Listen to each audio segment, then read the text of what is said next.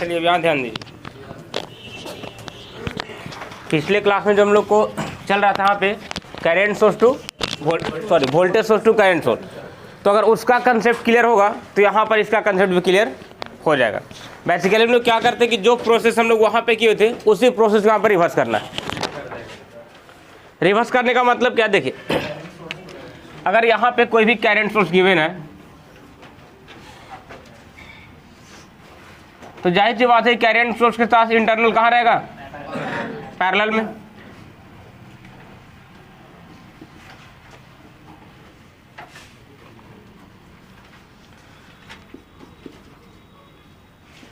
अब यहाँ पे क्या करना है कि वोल्टेज सोर्स हम लोग को लेना है। वोल्टेज सोर्स के साथ इंटरनल रहेगा सीरीज में,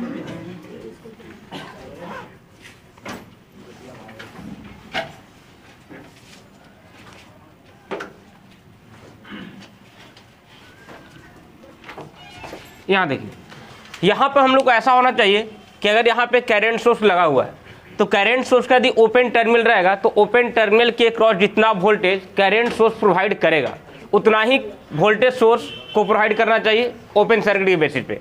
तो सबसे पहले कहने का मतलब है कि अगर यहाँ से बात करें तो ये ओपन रहेगा तो सारा का सारा सोर्स करंट इंटरनल से जाएगा।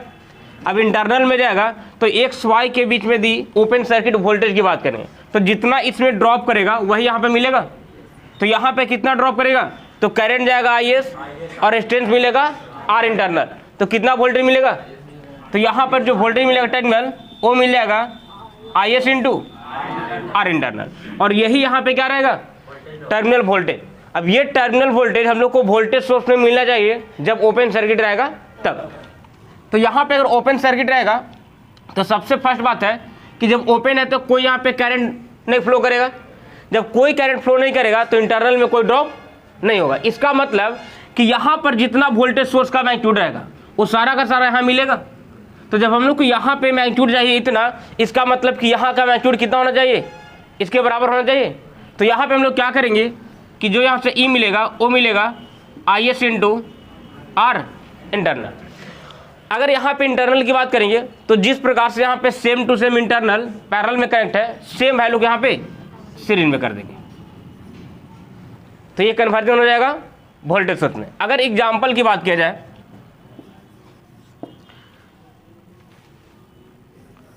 तो मान लीजिए कि सपोज यहाँ पे करंट का डायरेक्शन लोग नीचे ले रहे हैं,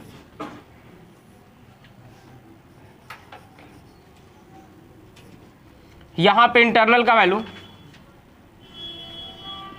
आर इंटरनल का वैल्यू 2 हम रखते हैं और यहाँ पे रखते हैं आई एस का वैल्यू 10 एम्पियर।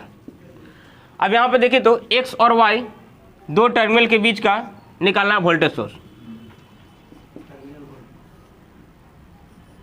अब यहाँ पे देखिए एक बात आपको ध्यान में रखना होगा, जैसे यहाँ पे अगर internal resistance of the voltage source की बात करें तो हमेशा सोर्स के साथ सीरीज में कनेक्ट होता है। तो हम लोग सीरीज में जानते हैं कि सीरीज में कहीं भी कनेक्ट कर देंगे तो सारा इफेक्ट वही डालेगा, यानी कि सेम टू सेम इफेक्ट रहेगा। तो कहने का मतलब है कि वोल्टेज सोर्स के हमेशा हम लोग अभी पॉजिटिव टर्मिनल के ऊपर में कनेक्ट कर रहे हैं ना, तो यहाँ पर अगर क्या निगेटिव में करें तो काम नहीं करेगा। अगर इंटरनल रेजिस्टेंस को निगेटिव टर्मिनल के पहले कनेक्ट कर दे तो काम करेगा नहीं करेगा, करेगा, सेम काम करेगा। सेम काम इसलिए करेगा क्योंकि जो काम यहाँ सीरीज में रख के कर रहा है यहाँ भी सीरीज में ही रहेगा। तो कहने का मतलब है कि इंटरनल को आप कहीं भी कनेक्ट कर सकते हैं, लेकिन अगर प्रैक्टिकल तौर पे देखा जाएगा तो कहाँ पे होना चाहिए, पॉजिटिव साइड में। तो यहाँ पे हम लोग क्या करेंगे कि अगर करंट यहाँ पे नीचे आ रहा है तो यहाँ भी हम लोग पॉजिटिव के अकॉर्डिंग यहाँ पे इंटरनल को कनेक्ट करेंगे। ऐसा आप कहीं भी करेंगे तो आपका गलत नहीं होगा, लेकिन आप प्रैक्टिकल बेसिस में सोचेंगे तो इंटरनल हमेशा पॉजिटिव साइड में कनेक्ट होना चाहिए। तो यहाँ पर देखिए तो करंट यहाँ पे नीचे जा रहा है यानी कि वोल्टेज पॉजिटिव कहाँ मिलेगा, नीचे मिल जाएगा।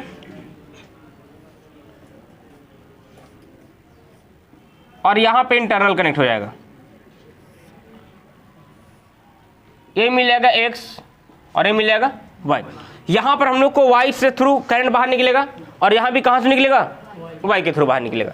अब यहाँ पे वोल्टेज सोर्स की बात करेंगे E का वैल्यू, तो यहाँ से I S into R internal कर देंगे और आई एस का वैल्यू 10 है, आर इंटरनल 2 यानी कि मिल जाएगा 20 वोल्ट। और यहाँ से R internal same to same value जो करंट सोर्स में है सिर्फ उसको क्या करना है कि सीरीज में कनेक्ट कर देना है। यहाँ पे हो जाएगा 2 ओम। तो यही आपका कन्वर्जन हो गया वोल्टेज सोर्स में। बात क्लियर है? तो सिंपली आपको कुछ नहीं करना है। यदि मान लीजिए कि करंट सोर्स रहेगा तो वोल्टेज सोर्स में वोल्टेज का मैग्नीट्यूड निकालने के लिए IS इंटू R इंटरनल, और जो यहाँ पे इंटरनल रेजिस्टेंस करंट सोर्स में पैरेलल में कनेक्ट रहेगा वोल्टेज सोर्स के साथ सीरीज में कर देना है, बाकी कन्वर्जन आपका हो जाएगा। बात क्लियर आता है? चलिए अगर क्लियर है तो इसको आप पहले लिखिए, current source to voltage source.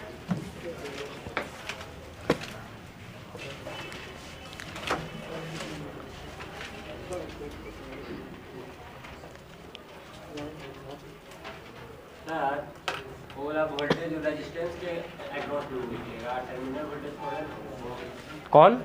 वो जो VT बराबर IS इंटू R इंटरनल लिखा लेते हैं। हाँ, क्या लिखा ले हैं? रेजिस्टेंस के अक्रॉस में होगा वो। हाँ, रेजिस्टेंस की क्रॉस ही होगा। देखिए अगर आपसे पूछा जाए कि सबसे पहले इस रेजिस्टेंस के क्रॉस वोल्टेज कितना मिलेगा, इतना इतना मिलेगा। अगर आपसे पूछा जाए कि X और Y टर्मिनल के बीच का वोल्टेज कितना होगा, कुछ वोल्टेज यही होगा, सेम वोल्टेज। देखिए कैसे, अगर मान लीजिए कि से R इंटरनल में जो भी ड्रॉप होगा उसकी पोलैरिटी की बात करेंगे तो यहाँ पे प्लस यहाँ पे माइनस बनेगा, ठीक है। इस प्लस को देख रहे हैं कि इधर में कुछ रेजिस्टेंस नहीं है तो इस प्लस को यहाँ ट्रांसफर कर सकते हैं ना, इस माइनस को यहाँ ट्रांसफर कर सकते हैं। इस वायर में कोई भी करंट फ्लो करेगा? नहीं करेगा। कोई रेजिस्टेंस यहाँ पे है? कोई वोल्टेज ड्रॉप होगा? नहीं। यानी कि जो पोलैरिटी यहाँ मिलेगा, जो पोटेंशियल यहाँ मिलेगा, वही पोटेंशियल यहाँ मिल जाएगा। यहाँ भी कोई करंट फ्लो नहीं करेगा, कोई रेजिस्टेंस नहीं है, कोई ड्रॉप नहीं मिलेगा, तो सेम पोटेंशियल यहाँ आ जाएगा। तो जो वोल्टेज इसके क्रॉस मिल रहा था वही वोल्टेज इसके क्रॉस मिलेगा, इसीलिए हम लोग इसके बराबर यहाँ कर दिए। तो इसको आप लोग यहाँ पे मत लिखिएगा।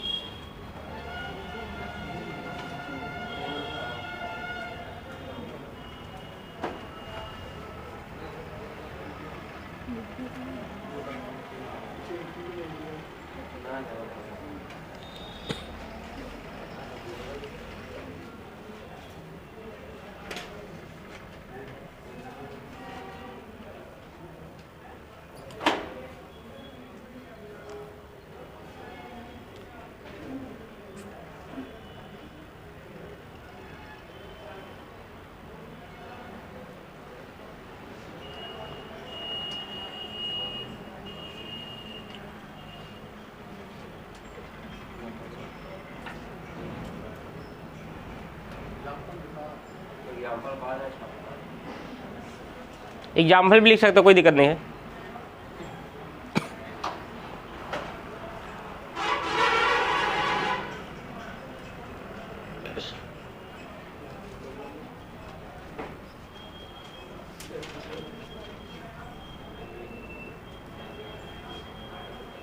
हो गया?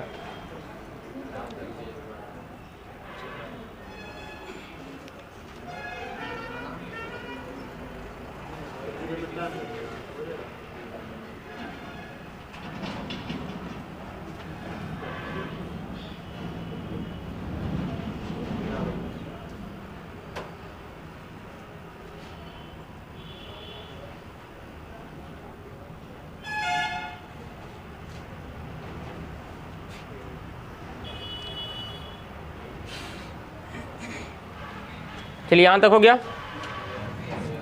कितना स्लो आप लोग लिखते हैं।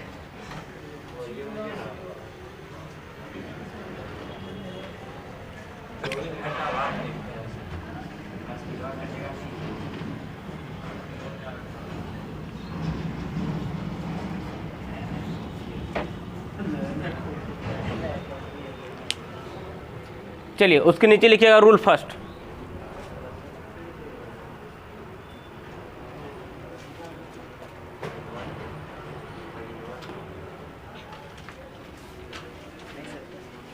क्या नहीं, हम तो कुछ पूछे नहीं। चलिए इसमें लिखिएगा रूल नंबर फर्स्ट में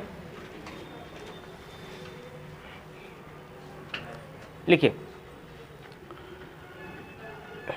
magnitude of voltage source, magnitude of voltage source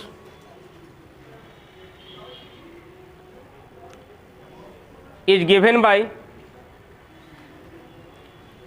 magnitude of voltage source is given by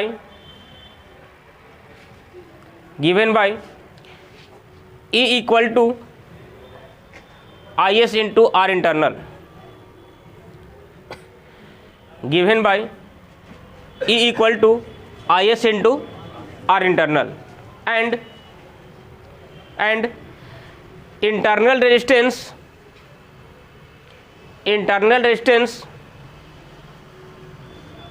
is connected in series. Internal resistance connected in series with the voltage source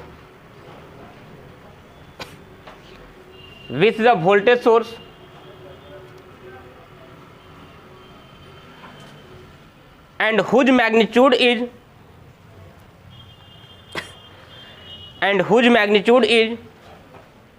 equal to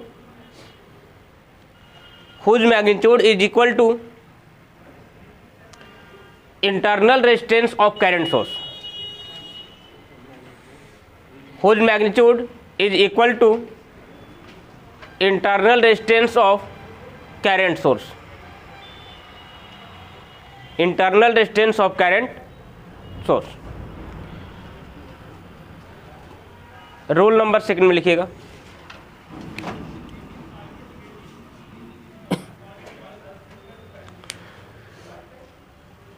positive polarity of battery terminal, positive polarity of battery terminal, positive polarity of battery terminal towards, positive polarity of battery terminal towards direction of current, towards direction of current of current source, direction of current of current source. हो गया. Second में आपको लिखवाया गया है कि यहाँ पे जो वोल्टेज सोर्स का जो आपका पोलैरिटी होगा पॉजिटिव, वो हमेशा किस में रहेगा, करंट के डायरेक्शन की तरफ. तो ये था आपका voltage source, sorry current source to voltage source. क्या बोल रहे हैं? कन्वर्जन जो हो रहा है प्रैक्टिकल का ना हो रहा है. हाँ, लेकिन क्वेश्चन में आया था आइडियल वोल्टेज, मतलब ideal voltage source to ideal current source. क्या ideal voltage source to ideal current? Conversion आया हुआ था क्वेश्चन में. हो ही नहीं सकता है. आप खुद इमेजिन कीजिए. अगर करंट सोर्स की बात करते हैं तो करंट सोर्स यहाँ पे इंटरनल क्या है, इंटरनल का वैल्यू करंट सोर्स में अगर आइडियल की बात करेंगे तो कितना होना चाहिए, इनफाइनाइट होना चाहिए ना. अब यहाँ पे अगर इनफाइनाइट होगा तो यहाँ पे अगर वोल्टेज निकाला जाएगा तो कितना हो जाएगा, इनफाइनाइट हो जाएगा. क्या पॉसिबल है? पॉसिबल नहीं है. अगर क्वेश्चन प्रिंट भी किया होगा कि ideal voltage source ideal current source का कन्वर्जन, तो समझिए कोई मिस प्रिंट किया हुआ है. कभी पॉसिबल नहीं होगा आइडियल को कन्वर्जन करना. Ideal voltage source can be converted into ideal current source and vice versa. तो बता तो रहे हैं कि आप क्वेश्चन ठीक है मेंशन किया हुआ है. अगर मान लीजिए सपोज मान लीजिए हम अगर ऐसा गलत बता रहे होंगे तो आप खुद भी सोच सकते हैं ना, कि आप खुद सोच कर देखिए कि अगर यहाँ पे आइडियल कन्वर्जन की बात करेंगे तो क्या पॉसिबल होगा, कभी नहीं पॉसिबल होगा. नहीं तो देखिए, जब भी आपको आइडियल वोल्टेज सोर्स और करंट सोर्स का कन्वर्जन भी बोले तो आप सिंपली यही बेसिस अप्लाई कीजिए, क्योंकि आइडियल का कन्वर्जन पॉसिबल ही नहीं होगा. चलिए अब इसके बाद हम लोग को देखना है सबसे पहले KCL एंड KVL.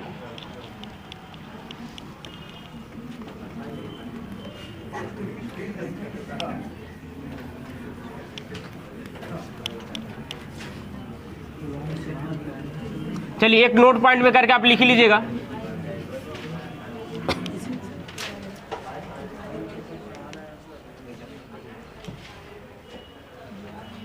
एक नोट पॉइंट में करके लिखिएगा, इसी पॉइंट में लिखिए.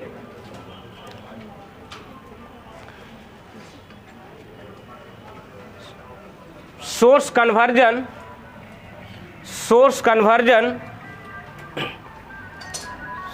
source conversion is always associated with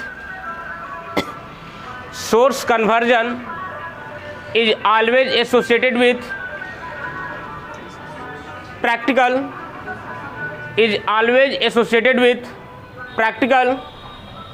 voltage source and practical current source.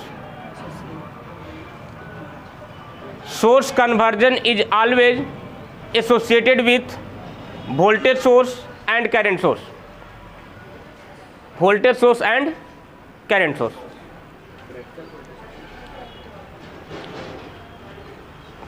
क्या कुछ छूट गया क्या? क्या लिखा है? प्रैक्टिकल छूट गया? फर्स्ट बार में लिखवाए थे ना? चलिए मिलाइएगा. सोर्स कन्वर्जन इज ऑलवेज उसके बाद क्या बोले थे? हाँ, always associated with practical voltage source and practical current source. चलिए यहाँ तक हो गया. अब आगे बात करते हैं हम लोग केसीएल का.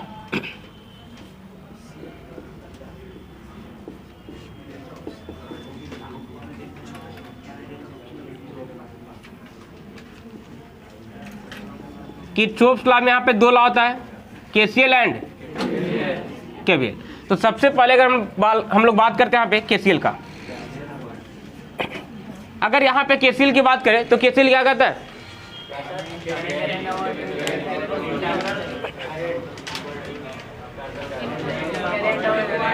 ज्यादा कॉम्प्लिकेटेड मत कीजिए. केसीएल सिंपली क्या कहता है कि एक पॉइंट पे जितना भी करंट मीट करेगा वो सारे करंट का अलजेब्रिक समेशन 0 के बराबर होगा. अब जैसे अलजेब्रिक समेशन टर्म आता है, इसका मतलब क्या होता है कि एडिशन विथ साइन, और एडिशन विथ साइन का मतलब होता है साइन कन्वेंस लगाना. और साइन कन्वेंस जहां पर भी आएगा इसका मतलब कि दो कंसेप्ट चलेगा. अगर करंट की यहाँ बात करेंगे तो एक आपका इनकमिंग होगा, दूसरा आउटगोइंग होगा. तो अगर मान ली कि यहाँ पे बात करते हैं सिंपली कि ये पॉइंट पी है और इस पॉइंट पी पे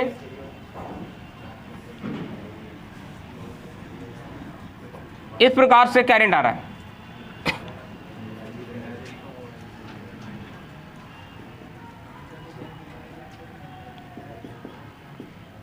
देखिए, तो इस पॉइंट पी पे 5 करंट आ रहा है. अब यहां पे सबसे पहले अगर साइन कन्वेंस की बात करें, अगर साइन कन्वेंस की यहाँ पे बात करते हैं तो यहाँ पे साइन कन्वेंस दो ही रूप में चलेगा, एक इनकमिंग दूसरा आउटगोइंग.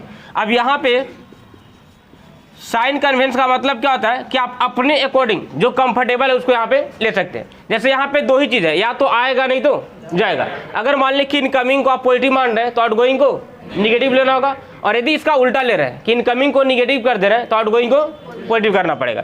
तो यहाँ पे इनकमिंग को हम लोग क्या करेंगे कि पॉजिटिव लेके चलेंगे, और उसके बाद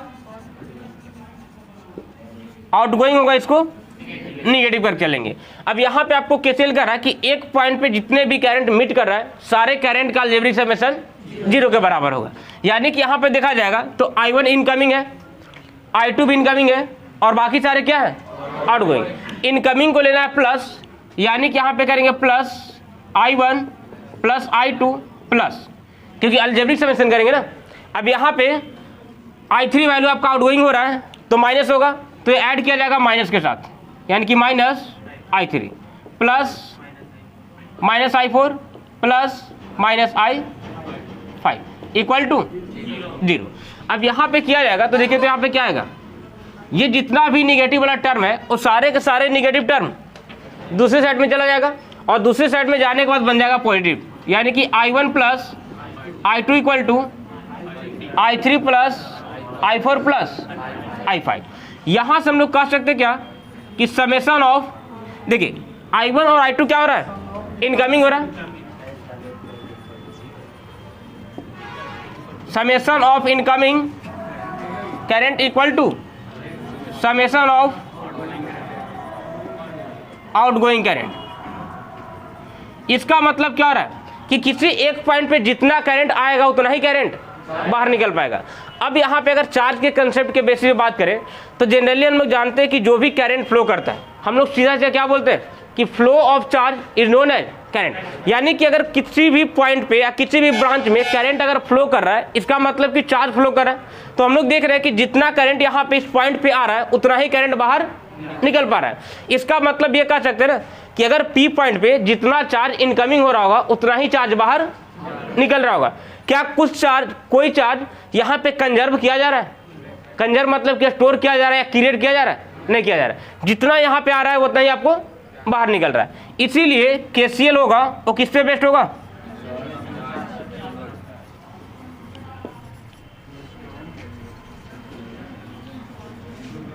कंजर्वेशन ऑफ चार्ज, यानी कि केसीएल आपका कंजर्वेशन ऑफ चार्ज पे बेस्ड रहेगा। अब इसके बाद बात आता है कि मान लीजिए कितना जानने के बाद हम लोग इसको एप्लीकेशन कैसे कर पाएंगे।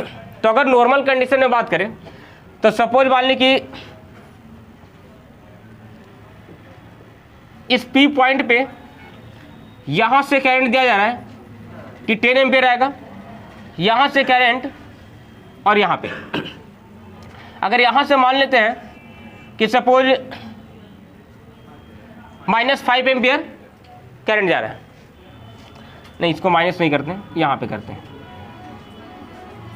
अगर इसको माइनस कर दें तो यहां पे यदि आई के वैल्यू पूछा जाएगा तो आई कितना होगा?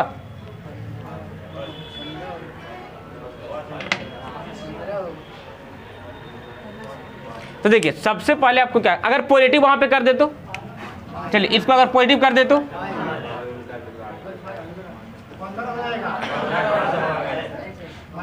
अगर यहाँ पे 5 यहाँ पे 10 तो आई का वैल्यू कितना होगा? 15 होगा। कैसे होगा 15? तो जनरली जितना इनकमिंग होगा उतना आउटगोइंग होगा।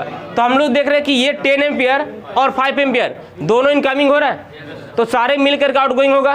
तो ये दोनों मिलकर के आउटगोइंग होगा, तो यहाँ से हम लोग को मिल जाएगा I = 5 + 10 = 15 एम्पियर।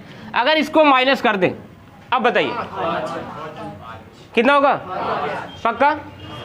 तो हाँ, तो यहाँ पे -5 है, मतलब कि डायरेक्शन को रिवर्स करना पड़ेगा। रिवर्स करने का मतलब कि जो अभी इनकमिंग है क्या बन जाएगा? आउटगोइंग बन जाएगा। तो इधर आउटगोइंग है और ये भी आउटगोइंग है, तो टोटल इनकमिंग कितना हो गया? 10। और यहाँ पे एक में आपको आउटगोइंग 5 बच गया, तो दूसरा में कितना हो जाएगा? 5। बात समझ आ रहा है? तो अगर इस बेसिस से बात करते हैं,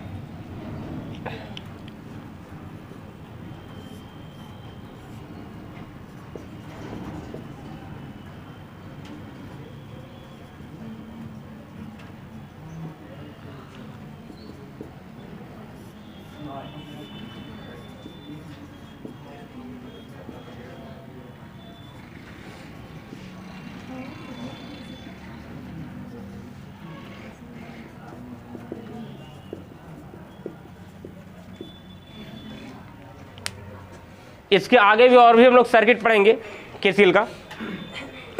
तो इतना बात आप लोग को क्लियर है? चलिए इसको जल्दी से नोट डाउन करना है, क्योंकि ये सब तो आप लोग ऑलरेडी पढ़ चुके हैं, इस समय ज़्यादा टाइम नहीं लेना है।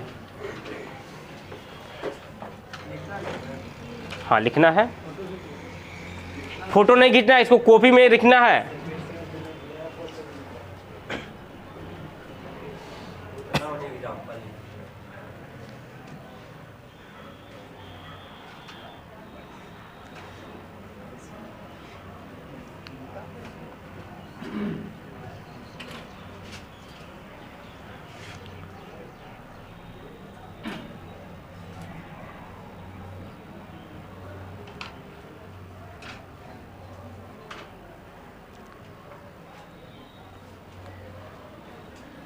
केसीएल लिख करके डैश दीजिएगा। फिर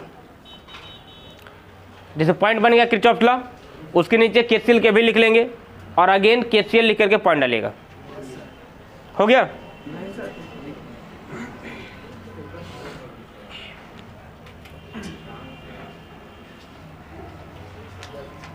चलिए केसीएल में लिखिएगा, लिखेंगे the algebraic summation of, KCL में the algebraic summation of all current, the algebraic summation of all current meeting at a point, the algebraic summation of all current meeting at a point is equal to 0। Meeting at a junction. Junction भी बोल सकते हैं, point भी बोल सकते हैं। अब यहाँ पे कोई सर्किट डिफाइन तो नहीं करे कि जंक्शन बोल दे, सिंपली यहाँ पे कोई पॉइंट ही बोलेंगे।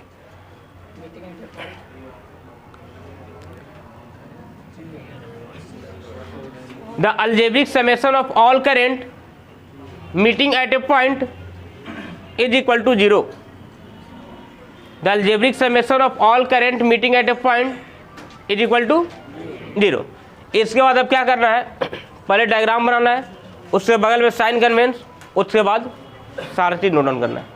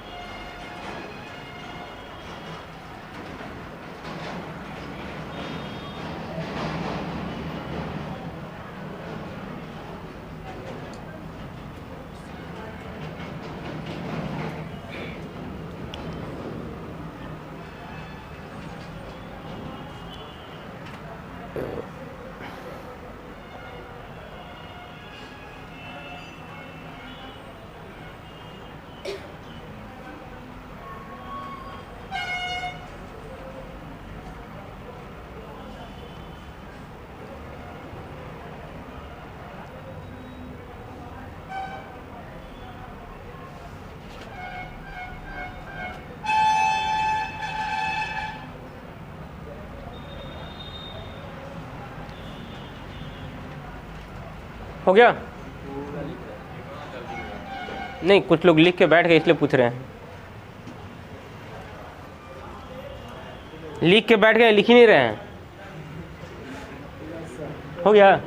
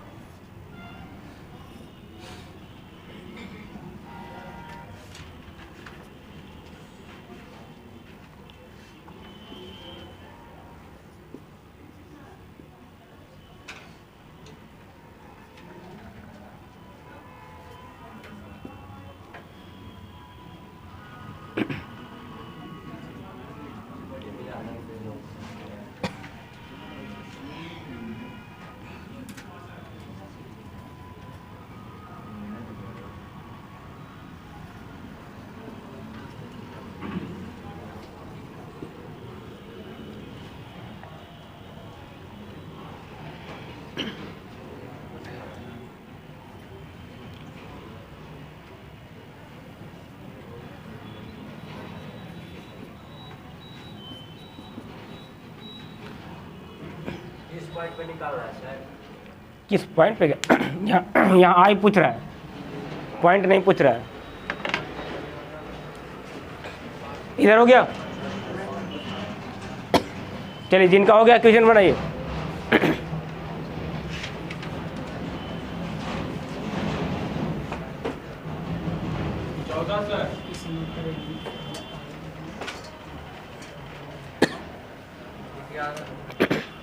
आ जाएगा सर, आ जाएगा।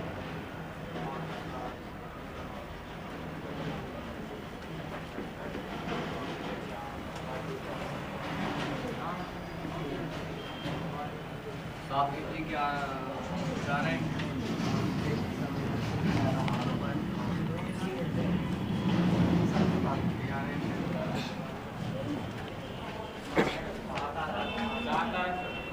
कितना रहा है सभी लोग को?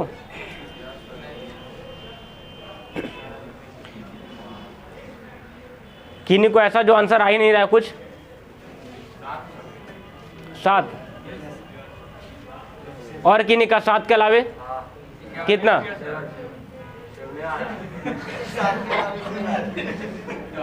आपको क्या इंग्लैंड से इंपोर्ट किया गया है? चलिए यहाँ देखिए, यहाँ पे लगाना है आपको सभी पॉइंट पे केसीएल और फाइनली पहुंचना है आई तक। अब यहाँ पे क्या करना है कि अगर इस टाइप के क्वेश्चन कहीं भी रहे तो जहाँ पे आपको फाइंड आउट करना रहे, ठीक है, उसके अपोजिट एंड से आप चलना शुरू कीजिए। ऐसे चल आप कहीं से भी सकते थे, लेकिन आप अगर यहाँ से स्टार्ट करें तो आपको कोई कंसेप्ट नहीं मिलेगा। आप इसके अपोजिट एंड से चलेंगे तो आपको सारा वैल्यू मिलने शुरू हो जाएगा। अगर इस पॉइंट पे बात करते हैं यहाँ पे, तो इधर से 5 आ रहा था और इधर से आपका 2 निकल रहा है, और देख रहे हैं कि यहाँ भी आपका क्या निकल रहा है? आउट गोइंग ही। तो इस पॉइंट पे एक आउट गोइंग इधर है, दूसरा आउट गोइंग इधर है। तो 5 आ रहा था इनकमिंग, एक आउट गोइंग में 2 जा रहा है, तो दूसरा में कितना जाएगा? 3, यानी कि यहाँ आ गया आपको 3 एम्पियर। अब यहाँ देख रहे हैं इस पॉइंट पे कि इस पॉइंट पे इधर से आ रहा है 2 और इधर से कितना आ रहा है? 3। तो इसका आउट गोइंग तो एक ही ब्रांच बन रहा है ना। अब इसमें भी तो इनकमिंग नहीं हो सकता है, क्योंकि अगर 2 इनकमिंग हो रहा है तो तीसरा से आउट गोइंग हर हाल में होगा ही होगा। तो यहाँ पे आपको डायरेक्शन ऐसे मिल जाएगा और यहाँ कितना हो जाएगा? 5 एम्पियर। अगर इस पॉइंट की बात करें तो इधर से 5, इधर से 6, इससे आउट गोइंग होगा, कितना जाएगा? 11 एम्पियर। अब यहाँ पे देख रहे हैं कि 11 एम्पियर 2 भाग में डिवाइड है। इनकमिंग 11 है, लेकिन आउट गोइंग यहाँ पे 4 और आई मिल रहा है। तो एक में जब 4 मिल रहा है तो आई का वैल्यू कितना हो जाएगा? 7 एम्पियर। चलिए इसको बनाइए, उसको ड्रॉ कीजिए पहले।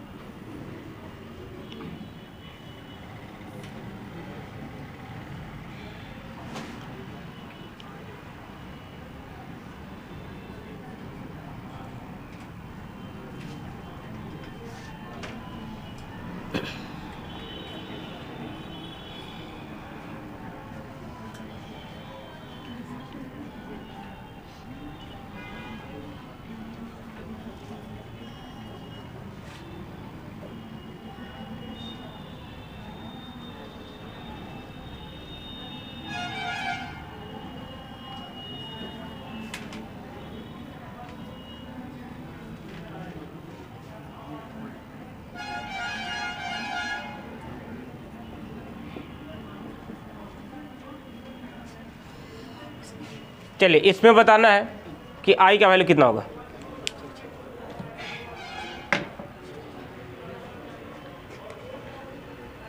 सभी लोग ट्राई कीजिए।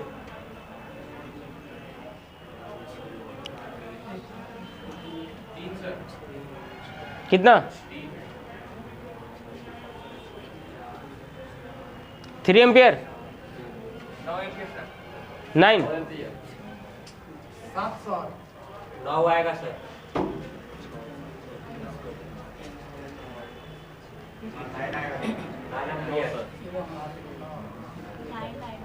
9?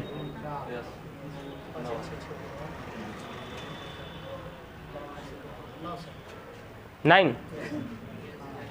और कोई?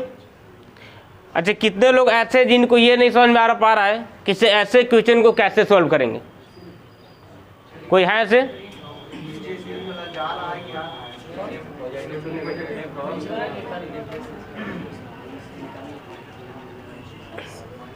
कोई ऐसे हैं जिनको बेसिक से बताने की जरूरत है? सिर्फ और सिर्फ यहाँ पे केसीएल अप्लाई करना है और कुछ नहीं करना है। चलिए यहाँ देखिए, अगर यहाँ पे आई की बात किया जाएगा, यहाँ से आप देख रहे हैं कि इस पॉइंट पे अगर बात करें, इस पॉइंट पे, तो इधर से आ रहा है 1 एम्पियर, इधर से आ रहा है 5 एम्पियर। इस पॉइंट पे ये दोनों इनकमिंग है, एक आउटगोइंग मिलेगा। कितना मिलेगा? 6 एम्पियर। अब देख रहे हैं कि 6 एम्पियर यहाँ से आ रहा है और यहाँ से देखा जाएगा तो इसमें कोई भी आपको एरो नहीं दिया गया। अब कोई भी यहाँ पे एरो नहीं दिया गया है तो आपको कंसेप्ट कैसे निकलेगा? कंसेप्ट यहाँ पे ये निकालना है कि जितना भी आपको यहाँ पे आई निकालना है तो आपको हमेशा आई के डायरेक्शन में जाना होगा। तो आई के डायरेक्शन में जाएंगे तो 6 एम्पियर आ रहा था, उसमें से 2 एम्पियर कहाँ निकल गया? बाहर। तो बाहर निकल गया तो इसमें कितना बच जाएगा? 4 एम्पियर। यहाँ से इस ब्रांच में करंट कितना होगा? तो 9 वोल्ट है, 3 ओम है। पोलैरिटी यहाँ पे प्लस माइनस दिया गया है, यानी कि प्लस वाला से क्या होगा? अब ये बताइए कि करंट कहाँ जाएगा? ऊपर जाएगा।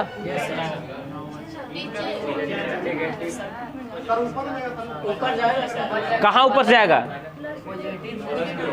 यहाँ देखिए, चलिए यहाँ देखिए, पहले अगर यहाँ पे आप वोल्टेज सोर्स का कंसेप्ट लगा रहे होंगे कि प्लस से करंट बाहर निकल रहा होगा तो गलत है। बात समझ आ रहा है? क्योंकि वोल्टेज सोर्स हमेशा पॉजिटिव टर्मिनल से करंट बाहर निकालेगा। लेकिन अगर बात करें तो यहाँ पे रेजिस्टेंस लगा हुआ है ना, अगर यहाँ पे रेजिस्टेंस लगा हुआ है तो जब 9 वोल्ट यहाँ पे दिया गया है प्लस माइनस ऐसे और यहाँ पे 3 ओम, तो करंट हमेशा higher potential to lower potential जाएगा, यानी कि कहाँ निकलेगा? बाहर। तो बाहर यहाँ पे करंट कितना निकल जाएगा? 3 एम्पियर। तो यहाँ कितना बचेगा? 1 एम्पियर। इधर से आया 1, इधर से 2, यहाँ कितना मिल जाएगा? तो अभी कितना आ रहा था आप लोगों को? 9 आ रहा था। अब बात क्लियर हुआ? चलिए इसको नोट डाउन कर लीजिए।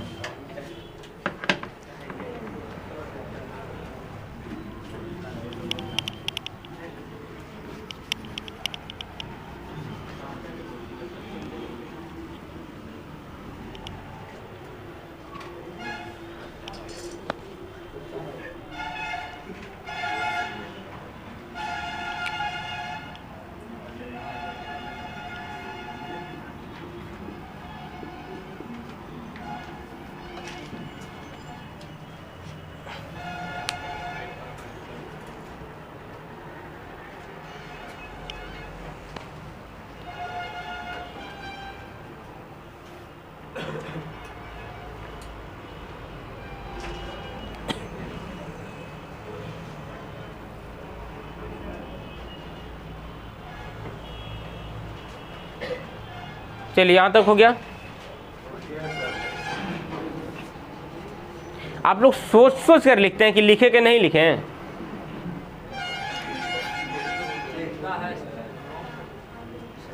तो नहीं दिखता तो उतना पीछे क्यों बैठता? आगे बैठिए। तो अभी नहीं होगा।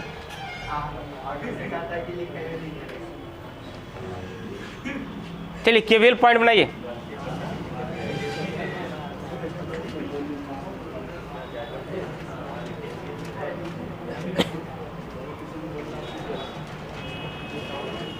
केवीएल पॉइंट बना करके लिखिएगा। चलिए सबसे पहले यहाँ पे देखिए, अगर केवीएल की बात करें तो केवीएल क्या बोलेगा? केवीएल आपको कहेगा कि एक क्लोज लूप में या क्लोज पाथ में जितना भी वोल्टेज मिलेगा सारे का अलजेब्रिक समेशन 0 के बराबर। तो अगर मान लें कि यहाँ पे बात करते हैं कि एक हम लोग लूप बनाते हैं,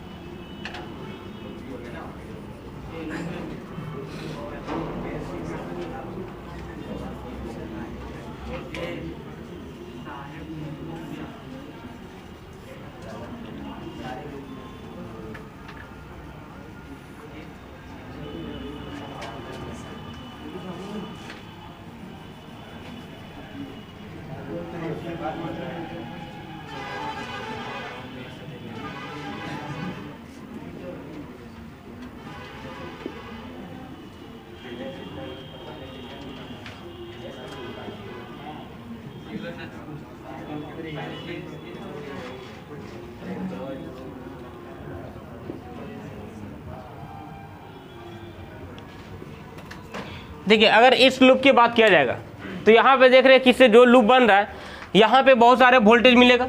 बहुत सारे वोल्टेज कहने का मतलब कि सबसे पहले तो 2 वोल्टेज सोर्स लगा हुआ है, उसके बाद वोल्टेज सोर्स अगर लगा हुआ है तो यहाँ पे करंट फ्लो करेगा तो रेजिस्टेंस में वोल्टेज ड्रॉप भी होगा, तो रेजिस्टेंस के क्रॉस भी वोल्टेज मिलेगा और वोल्टेज सोर्स का भी अपना वोल्टेज होगा। तो जितना भी एक क्लोज लूप में या क्लोज पाथ में आपका वोल्टेज मिलेगा सारे का अलजेब्रिक समेशन 0 के बराबर। अब यहाँ पे अलजेब्रिक समेशन की बात आता है तो सबसे पहले हम लोग को देखना पड़ता है कि कहाँ पे वोल्टेज कैसे चेंज कर रहा है। तो उसके लिए हम लोग यहाँ पे देखते क्या है कि पोलैरिटी मार्क करना शुरू करते हैं according to the direction of current. तो यहाँ पे अगर 2 सोर्स लगा हुआ है तो आप करंट कहीं से भी निकाल सकते हैं, लेकिन हमेशा निकलेगा बैटरी के पॉजिटिव टर्मिनल से।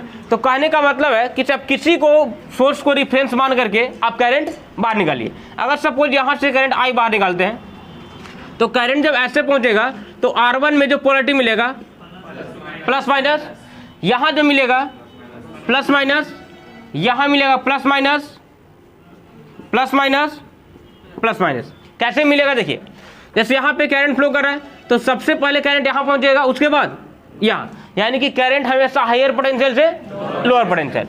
अगेन करंट यहाँ जाएगा हायर टू लोअर, यहाँ भी करंट फ्लो करेगा हायर टू लोअर, यहाँ भी करंट आएगा हायर टू लोअर और यहाँ भी हायर टू लोअर, और एक मिलेगा इसमें इस प्रकार से।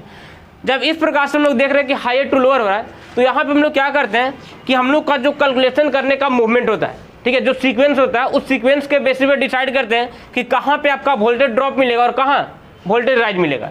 तो हम लोग यहाँ पे ऐसा सोच कर चलते हैं, मान के चलते हैं कि जहाँ पर भी हम लोग मतलब कि निगेटिव टर्मिनल से पॉजिटिव टर्मिनल जा रहे हैं तो निगेटिव से पॉजिटिव जाने का मतलब कि वोल्टेज बढ़ रहा होगा, क्योंकि निगेटिव है आपका लोअर पोटेंशियल और पॉजिटिव है हायर पोटेंशियल। तो हम लोग ये सोच करके कैलकुलेशन करते हैं कि निगेटिव से यदि पॉजिटिव जा रहा है तो उसको बोलते हैं कि वोल्टेज राइज कर रहा है, वोल्टेज बढ़ रहा है, और जब प्लस से माइनस जाते हैं तो वोल्टेज ड्रॉप लेते हैं। तो यहाँ पे अगर वोल्टेज अगर साइन कन्वेंस की बात करेंगे, साइन कन्वेंस का, तो यहाँ पे हम लोग को क्या देखना होगा, एक देखना होगा वोल्टेज ड्रॉप, दूसरा वोल्टेज राइज। तो अगर मान ली कि सबसे फर्स्ट में हम लोग यहाँ पे बात करते हैं वोल्टेज ड्रॉप का, तो वोल्टेज ड्रॉप मतलब क्या होगा कि वोल्टेज ड्रॉप में हम लोग जो मूवमेंट करेंगे वो करेंगे प्लस से प्लस टू माइनस, और जैसे प्लस टू यहाँ पे माइनस करेंगे तो यहाँ पे अब साइन कन्वेंस की बात आता है पॉजिटिव और निगेटिव लेने का।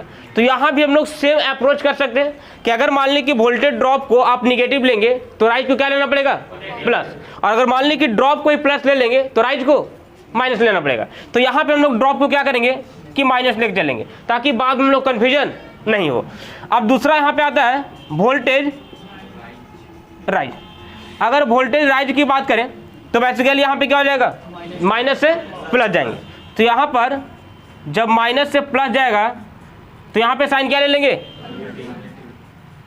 प्लस ले लेंगे। इसको आप उल्टा भी लेंगे तो काम आपका चल जाएगा। अब यहाँ पे बात आता है कि जब हम लोग यहाँ पे साइन कन्वेंस मिल गया है तो जितना भी एक लूप में आपको वोल्टेज मिल रहा है सारे वोल्टेज का अलजेब्रिक समेशन 0 के बराबर करना है, और यहाँ पे हमेशा क्या करना है कि एक लूप में सारे वोल्टेज की बात करना है, यानी कि जहाँ से आप स्टार्ट करेंगे वहीं पे आपको फिनिश भी करना है।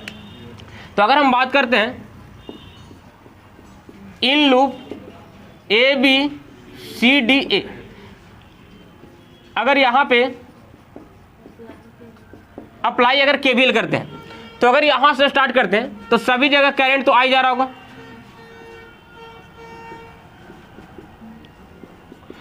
इसमें सबसे पहले मूवमेंट हम लोग कर रहे हैं क्लॉकवाइज डायरेक्शन में।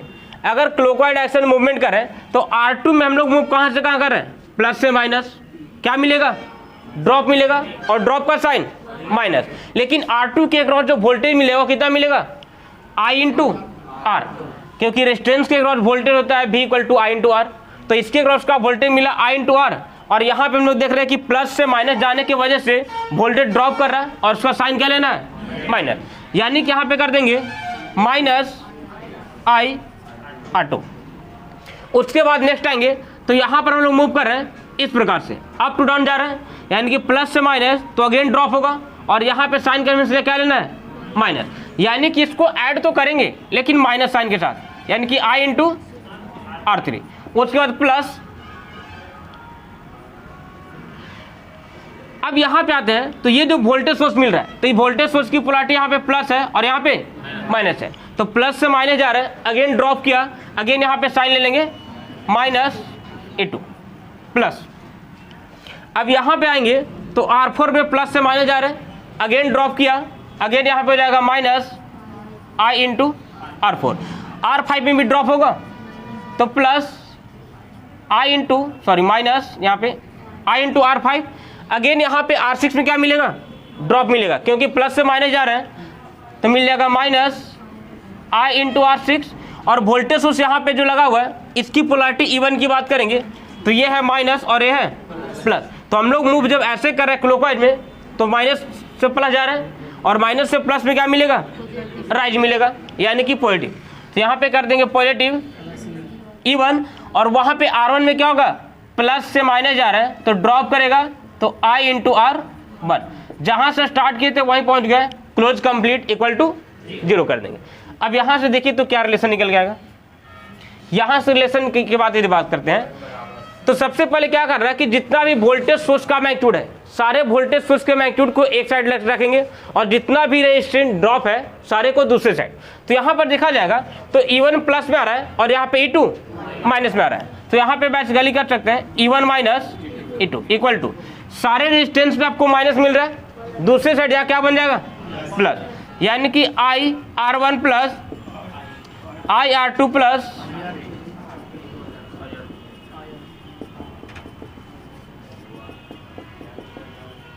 I R6।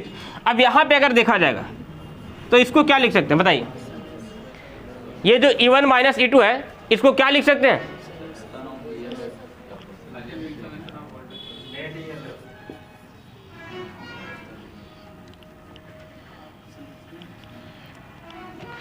यहाँ पे सीधा लिखेंगे इसका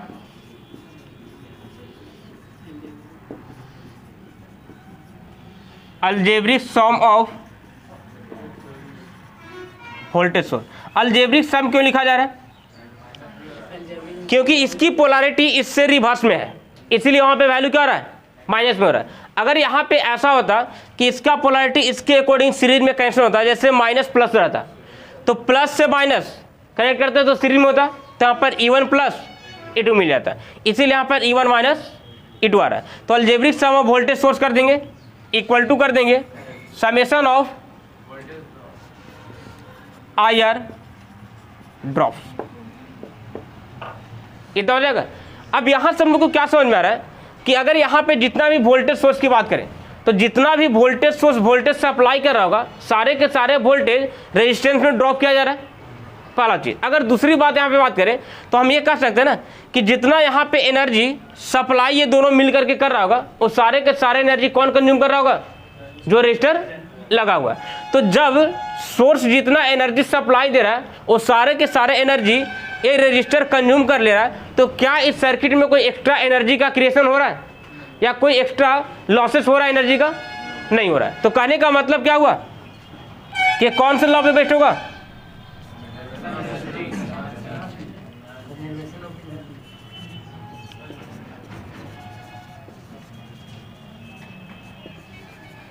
कंजर्वेशन ऑफ एनर्जी पे। यहां तक बात क्लियर है। अब यहां से केवीएल लगा करके आप किसी भी लूप में वोल्टेज करंट सारा चीज आप कैलकुलेट कर सकते हैं। इसके पीछे आपको ओम्स लॉ तो क्लियर होगा, क्योंकि जितना भी कैलकुलेशन हम लोग यहाँ पे केवीएल में करते हैं सारा का सारा कैलकुलेशन ओम्स लॉ पे बेस्ड होता है। तो वो तो आपको क्लियर है, यहाँ पे केवीएल का कंसेप्ट क्लियर हुआ। चलिए अगर इतना क्लियर है तो एग्जाम्पल हम लोग देखेंगे आगे, लेकिन सबसे पहले इतना आपको नोट डाउन करना पड़ेगा। तो पहले तो आप केवीएल लिख करके इसमें लिखिएगा, हाँ डैश दीजिए और लिखेंगे इसमें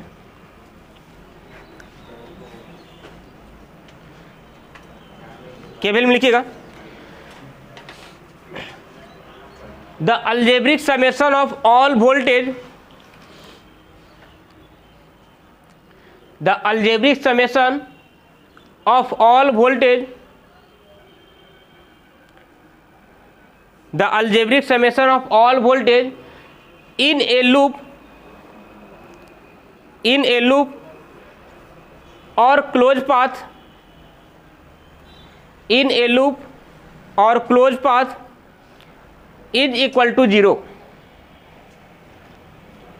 इज इक्वल टू 0। चलिए अब उसके बाद फिगर ड्रॉ करने के बाद साइन कन्वेंस लिखना है, उसके बाद इसको यहाँ से यहाँ तक लिख लेना है।